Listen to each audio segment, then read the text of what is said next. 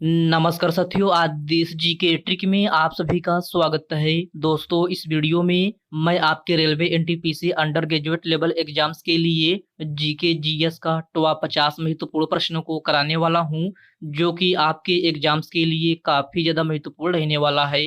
तो साथियों, इस वीडियो को आप बड़ी ही ध्यानपूर्वक एंड तक जरूर देखिएगा। तो साथियों, आज का पहला प्रश्न है, वर्ष 1814 में आत्मीय सभा की स्थापना निम्न में से किसने की थी? ऑप्शन है देवेंद्र नाथ टैगोर, ईश्वर चंद्र विद्यासागर, राजा राम मोहन राय और ऑप्शन डी है केशव चंद्र सेन। तो साथियों, वर्ष 1814 में आत्मीय सभा की स्थापना राजा राम मोहन राय ने की थी। राइट आंसर ऑप्शन है सी हो जाएगा, राजा राम मोहन राय। नेक्स्ट क्वेश्चन है, भोसी झील निम्नलिखित में से किस भारतीय राज्य में स्थित है? इसका ऑप्शन है महाराष्ट्र, गुजरात, राजस्थान या फिर पंजाब। तो भोसी झील जो है आपका ये है महाराष्ट्र में स्थित है। राइट आंसर ऑप्शन है ए हो जाएगा, महाराष्ट्र में। आपका नेक्स्ट क्वेश्चन है, मोतीलाल नेहरू और सी आर दास ने किस आंदोलन के दौरान अपनी वकालत छोड़ दी थी? तो मोतीलाल नेहरू और सी आर दास ने किस आंदोलन के दौरान अपनी वकालत छोड़ दी थी? तो आपका right answer option number B हो जाएगा, असहयोग आंदोलन। ओके फ्रेंड्स, इसको आप अच्छे से जरूर याद रखिएगा। साथियों, वीडियो में आगे बढ़ने से पहले आपसे एक छोटी सी रिक्वेस्ट है, अभी तक आप वीडियो को लाइक नहीं किए हैं तो वीडियो को लाइक कर दीजिए। और साथियों, अभी तक आप चैनल को सब्सक्राइब नहीं किए हैं तो प्लीज आपसे रिक्वेस्ट है, आप जो है चैनल को सब्सक्राइब करके बेल आइकन को जरूर प्रेस कर लीजिएगा। चलिए साथियों, बढ़ते हैं नेक्स्ट क्वेश्चन की ओर। नेक्स्ट क्वेश्चन आपसे पूछा जा रहा है, नवंबर 1919 में अखिल भारतीय खिलाफत सम्मेलन कहाँ हुआ था? लखनऊ, मुंबई, लाहौर या फिर दिल्ली? तो नवंबर 1919 में अखिल भारतीय खिलाफत सम्मेलन कहाँ हुआ था? तो यह आपका दिल्ली में हुआ था। कहाँ? दिल्ली में। प्रश्न नंबर 4 का right answer option number D हो जाएगा। दीनदयाल अंत्योदय योजना भारत सरकार के किस मंत्रालय द्वारा शुरू की गई थी? तो दीनदयाल अंत्योदय योजना भारत सरकार के किस मंत्रालय के द्वारा शुरू की गई थी? तो प्यारे साथियों, यह आपका ग्रामीण विकास मंत्रालय के द्वारा शुरू की गई थी। किसके द्वारा? ग्रामीण विकास मंत्रालय के द्वारा। आपका राइट आंसर क्या हो जाएगा? ऑप्शन नंबर ए हो जाएगा। अंतरराष्ट्रीय बाघ दिवस प्रति वर्ष किस तिथि को मनाया जाता है? तो प्यारे साथियों, अंतरराष्ट्रीय बाघ दिवस प्रति वर्ष जो है आपका ये 29 जुलाई को मनाया जाता है। कब? 29 जुलाई को। आपका right answer option number A हो जाएगा। ओके फ्रेंड्स, क्लियर है। चलिए बढ़ते हैं नेक्स्ट क्वेश्चन की ओर। नेक्स्ट क्वेश्चन आपसे पूछा जा रहा है, वर्ष 1969 में जवाहरलाल नेहरू विश्वविद्यालय के पहले कुलपति कौन बने थे? तो सभी प्यारे साथी इसका आंसर बताएंगे कि वर्ष 1969 में जवाहरलाल नेहरू विश्वविद्यालय के पहले कुलपति कौन बने थे? तो यह आपका जी पार्थ सारथी थे। कौन? जी पार्थ सारथी। आपका प्रश्न नंबर 7 का राइट आंसर ऑप्शन नंबर कौन सा हो जाएगा? ऑप्शन नंबर सी हो जाएगा। अगला प्रश्न है, द मूर्स लास्ट साई नामक उपन्यास के लेखक कौन है? तो आपको बताना है कि द मूर्स लास्ट साई नामक उपन्यास के लेखक कौन हैं? तो प्यारे साथियों, यह आपका सलमान रुश्दी हैं। कौन? सलमान रुश्दी। आपका right answer option number B हो जाएगा। अगला प्रश्न है, बनाना किक निम्नलिखित में से किस खेल से संबंधित है?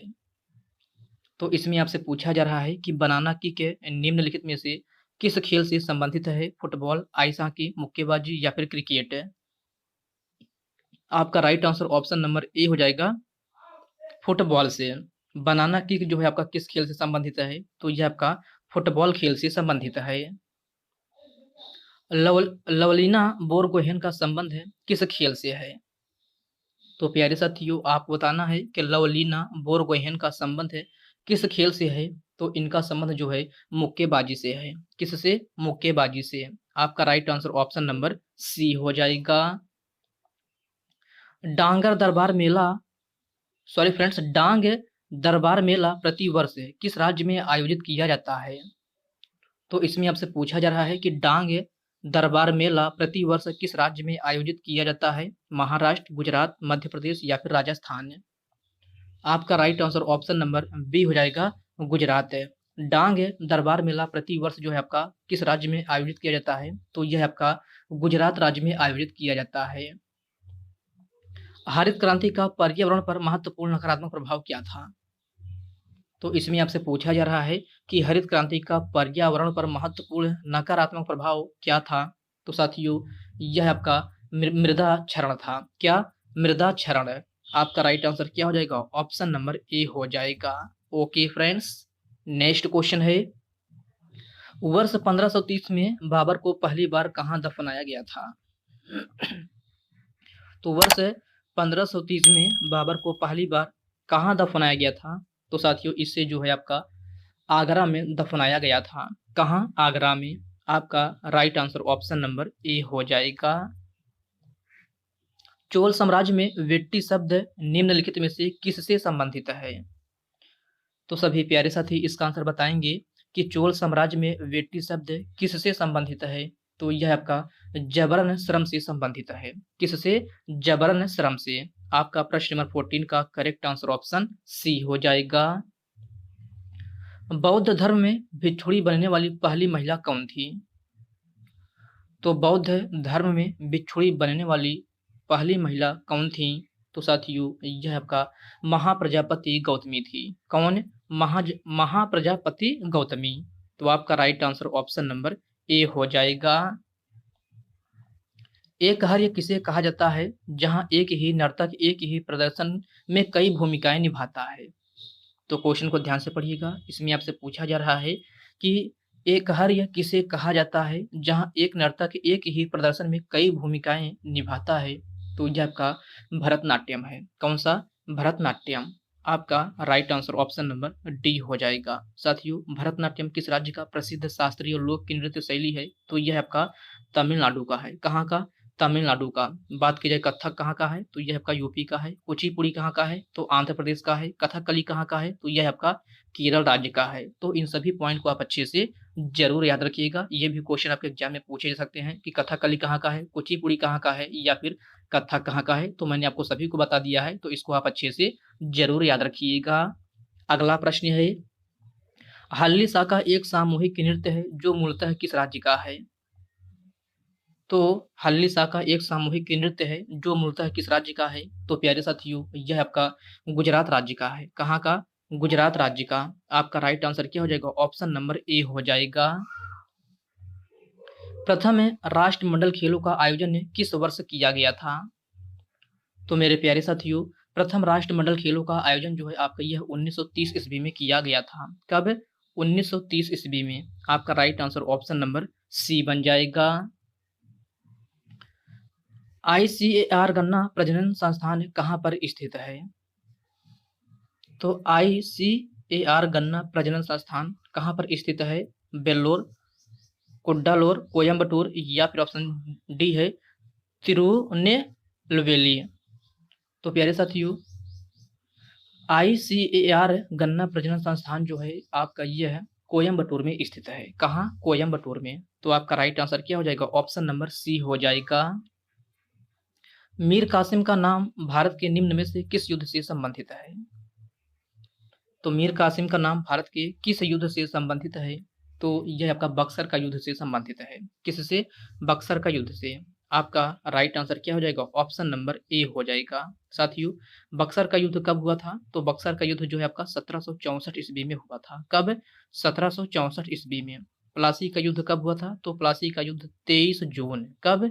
23 जून 1757 ईस्वी में हुआ था। ओके फ्रेंड्स, क्लियर है। चलिए बढ़ते हैं नेक्स्ट क्वेश्चन की ओर। नेक्स्ट क्वेश्चन आपसे पूछा जा रहा है, नंदा देवी जीव मंडल किस राज्य में स्थित है? तो नंदा देवी जीव मंडल किस राज्य में स्थित है? महाराष्ट्र, उत्तराखंड, राजस्थान, या फिर बिहार?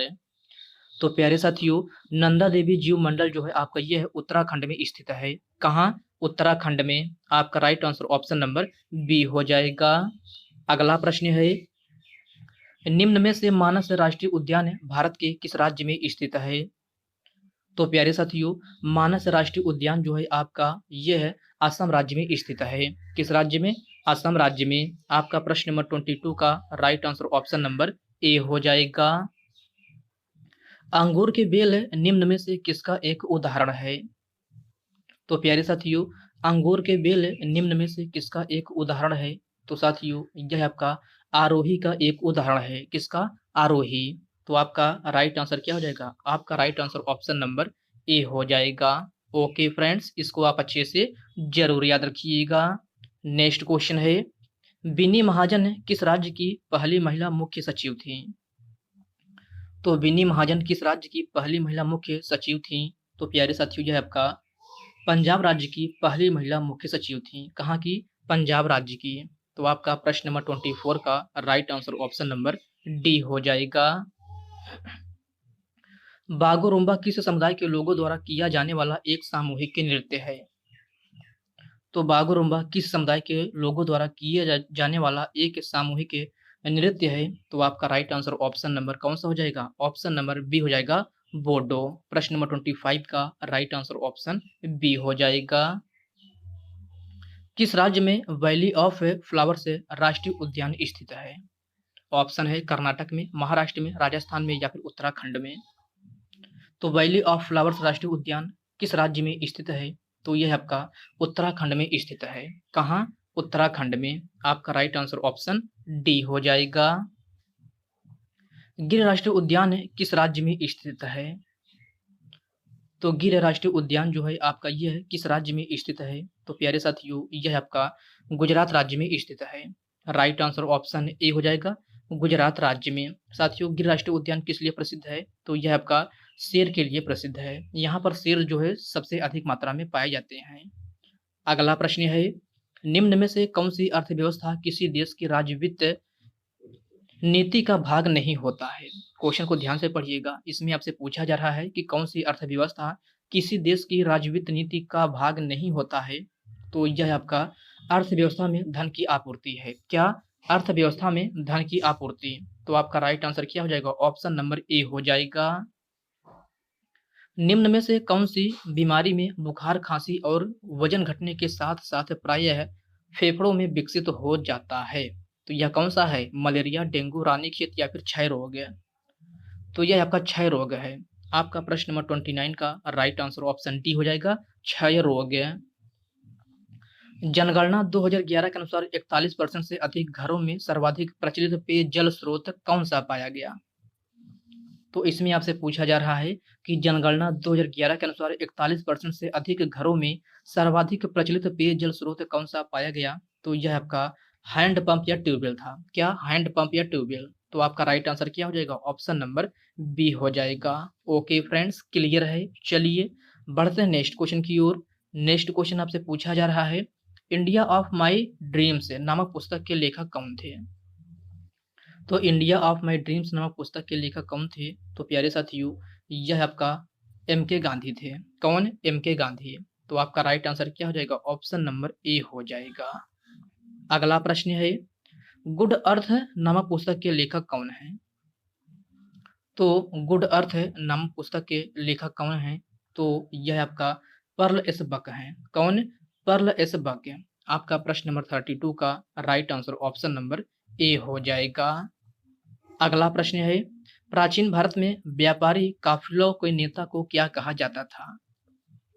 तो इसमें आपसे पूछा जा रहा है कि प्राचीन भारत में व्यापारी काफिलों के नेता को क्या कहा जाता था? तो इसे सार्थवाह कहा जाता था। क्या? सार्थवाह है। तो आपका राइट आंसर ऑप्शन डी हो जाएगा। अगला प्रश्न है, निम्नलिखित में से किस वर्ष में कुटुंब न्यायालय अधिनियम लागू किया गया था? तो कुटुंब न्यायालय अधिनियम कब लागू किया गया था? 1984 में, 1988 में, 1981 में या फिर 1987 में? आपका right answer option number A हो जाएगा, 1984 ईस्वी में। कुटुंब न्यायालय अधिनियम किस वर्ष लागू किया गया था? तो यह आपका 1984 ईस्वी में लागू किया गया था। आपका राइट आंसर क्या हो जाएगा? आपका right answer option number A हो जाएगा। सर विलियम जोन्स द्वारा 1784 में किसकी स्थापना की गई थी? तो सर विलियम जोन्स के द्वारा 1784 ईस्वी में एशियाटिक सोसाइटी ऑफ बंगाल की स्थापना की गई थी। किसकी?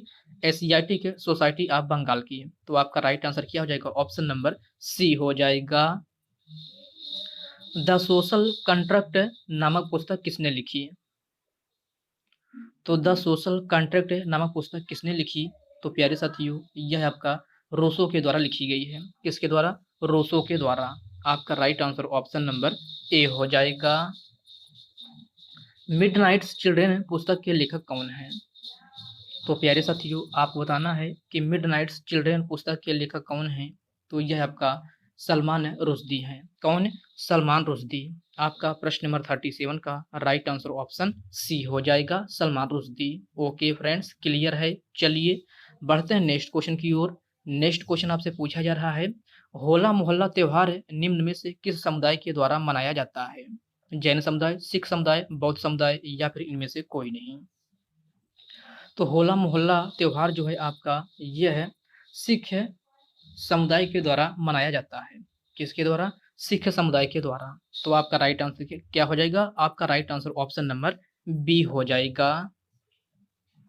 वर्ष 1988 में वेम्पति चिन्ना सत्यम को किस अवार्ड से सम्मानित किया गया था? तो सभी प्यारे साथी इसका आंसर बताएंगे कि वर्ष 1998 में वेम्पति चिन्ना सत्यम को किस अवार्ड से सम्मानित किया गया था। तो प्यारे साथियों, इन्हें जो है आपका पद्म भूषण से सम्मानित किया गया था। किससे? पद्म भूषण से। तो आपका राइट आंसर क्या हो जाएगा? ऑप्शन नंबर सी हो जाएगा, पद्म भूषण। किस भाषा को केंद्रीय सरकार द्वारा क्लासिकल भाषा का दर्जा दिया गया है? तो किस भाषा को केंद्रीय सरकार द्वारा क्लासिकल भाषा का दर्जा दिया गया है? तो यह आपका कौन सा भाषा है? तो यह आपका सॉरी फ्रेंड्स, ये आपका तमिल भाषा है। कौन सा? तमिल भाषा। तो आपका राइट आंसर क्या हो जाएगा? ऑप्शन नंबर सी हो जाएगा। अगला प्रश्न है, भारत की प्राचीन भाषा कौन सी है? पाली, संस्कृत, हिंदी या फिर प्राकृत? तो प्राचीन भाषा आपसे पूछा जा रहा है कि भारत की प्राचीन भाषा कौन सी है। तो यह आपका संस्कृत भाषा है। राइट आंसर ऑप्शन बी हो जाएगा, संस्कृत। राष्ट्रपति वित्त आयोग का गठन कितने वर्षों के अंतराल में करते हैं? तो राष्ट्रपति वित्त आयोग का गठन जो है आपका कितने वर्ष के अंतराल में करते हैं? तो 5 वर्ष के अंतराल में करते हैं। राइट आंसर क्या हो जाएगा? ऑप्शन नंबर ए हो जाएगा, 5 वर्ष के अंतराल में। वित्त आयोग भारतीय संविधान के किस अनुच्छेद में है? तो यह आपका अनुच्छेद 280 में है। इसकी सिफारिश कौन करता है?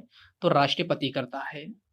अगला प्रश्न है, ईस्ट इंडिया कंपनी से भारत की सत्ता पूर्णतः ब्रिटिश कानून के अंतर्गत हस्तांतरित हुई। तो इसमें आपसे पूछा जा रहा है कि ईस्ट इंडिया कंपनी से भारत की सत्ता पूर्णतः ब्रिटिश कानून के अंतर्गत कब हस्तांतरित हुई थी? तो यह आपका 1858 ईस्वी में हस्तांतरित हुई थी। कब? 1858 ईस्वी में। आपका प्रश्न नंबर 44 का right answer option number D हो जाएगा। ओके फ्रेंड्स, क्लियर है। चलिए बढ़ते हैं नेक्स्ट क्वेश्चन की ओर। नेक्स्ट क्वेश्चन आपसे पूछा जा रहा है, अल्बर्ट आइंस्टीन निम्नलिखित में से किस नेता से प्रभावित थे? महात्मा गांधी, सुभाष चंद्र बोस, जवाहरलाल नेहरू या फिर ऑप्शन डी है इनमें से कोई नहीं। तो अल्बर्ट आइंस्टीन किस नेता से प्रभावित थे? तो महात्मा गांधी जी से प्रभावित थे। किससे? महात्मा गांधी जी से। आपका प्रश्न नंबर 45 का right answer option number A हो जाएगा। निम्न में से कौन सी भाषा देव भाषा है? तो कौन सी भाषा देव भाषा है? तो देव भाषा कौन सी है? तो यह आपका संस्कृत भाषा है। राइट आंसर ऑप्शन कौन सा हो जाएगा? ऑप्शन ए हो जाएगा, संस्कृत भाषा। संस्कृत भाषा जो है आपका यह एक देव भाषा है। भारत की तीसरी सर्वाधिक बोली जाने वाली भाषा कौन सी है? तो इसमें आपसे पूछा जा रहा है कि भारत की तीसरी सर्वाधिक बोली जाने वाली भाषा कौन सी है? बांग्ला, मराठी, तमिल या फिर तेलुगु? आपका राइट आंसर क्या हो जाएगा? ऑप्शन नंबर डी हो जाएगा, तेलुगु। भारत की तीसरी पूछा जा रहा है कि तीसरी सर्वाधिक बोली जाने वाली भाषा कौन सी है? तो यह आपका तेलुगु भाषा है। The God of small thing पुस्तक किसने लिखा है? तो the God of small thing पुस्तक के लेखक कौन है या फिर किसने लिखा है? तो यह आपका अरुंधति राय के द्वारा लिखा गया है। किसके द्वारा? अरुंधति राय के द्वारा। आपका राइट आंसर क्या हो जाएगा? ऑप्शन नंबर डी हो जाएगा। भारत की जलवायु का वर्णन करने के लिए प्रयुक्त सामान्य शब्द क्या है? तो सभी प्यारे साथी इसका आंसर बताएंगे कि भारत की जलवायु का वर्णन करने के लिए प्रयुक्त सामान्य शब्द क्या है? तो क्या है? तो यह आपका उष्ण कटिबंधीय जलवायु है। क्या? उष्ण कटिबंधीय जलवायु। आपका प्रश्न नंबर 49 का right answer option number C हो जाएगा। ओके फ्रेंड्स, क्लियर है। तो साथियों आज की इस वीडियो में बस इतने ही प्रश्न। साथियों एक क्वेश्चन और है, ये भी कर लीजिए। चरकुला नृत्य रूप निम्नलिखित में से किस राज्य से संबंधित है? तो चरकुला नृत्य रूप किस राज्य से संबंधित है? ऑप्शन है आंध्र प्रदेश, गुजरात, उत्तर प्रदेश या फिर महाराष्ट्र। ये क्वेश्चन मैं आपको होमवर्क रूप में देता हूँ, तो सभी साथी इसका आंसर कमेंट बॉक्स में कमेंट करके ज़रूर बताएँगे कि चरकुला नृत्य जो है आपका किस राज्य से संबंधित है। ये आपके 4 ऑप्शन हैं, तो इसका आंसर आप जो है कमेंट बॉक्स में ज़रूर बताइएगा। तो साथियों आज की इस वीडियो में बस इतने ही प्रश्न हैं, तो साथियों यह वीडियो आपको कैसी लगी आप कमेंट बॉक्स में कमेंट करके ये भी अपना फीडबैक ज़रूर दीजिएगा और साथियों यह वीडियो आपके लिए थोड़ा भी हेल्पफुल लगा हो तो इस वीडियो को लाइक कर दीजिए। अपने साथियों के साथ शेयर कीजिए। फ्रेंड्स अभी तक आप चैनल को सब्सक्राइब नहीं किए हैं तो आप जो है चैनल को सब्सक्राइब करके बेल आइकन को ज़रूर प्रेस कर लीजिएगा। तो चलिए साथियों इसी के साथ मिलते हैं किसी नेक्स्ट वीडियो में, तब तक के लिए जय हिंद दोस्तों।